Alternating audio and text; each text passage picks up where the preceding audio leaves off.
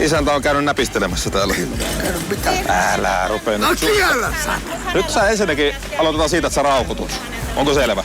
Vittu ihan sama. Hei, mennään tänne meidän autolle ja selvitellään asiaa. Vittu maailma. Me tullaan kohta selvittelemään. Otetaan mies kyytiin. Varastelu mitään. Joo, mutta ei nyt... Kiellä kaiken! Joo, mutta ei sun tarvi noin kiukkunen olla nyt.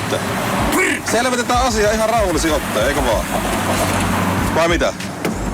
Saatana, kun aletaan väittää, että alkaa varasti. Mä olin just pöydässä ostaa banaaneita, saatana. Banaaneja. Niin. Perkele. Minkäköhän takia ne ajattelee, että saadaan jotain sieltä viedä? En oo vienyt mitään, saatana. Enkä tunnusta, saatana. No, se hyvä. Ja mistäkö se voisi johtua, mä vaan sitä, että mistä ne on tämmöisen erehdyksen saanut päänsä? Onko kusipaita, saatana? Missä tää on? Sulla on täällä joku juttu. No siellä on lakritsaa metsä. Ei tää lakrit. Eiku onko täällä? Eikä, tää on hammasharja.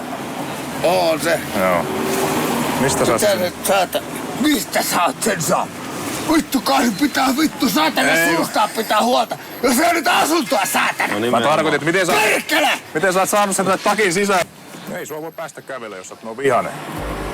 Mä käyn selvittelemässä. Joo.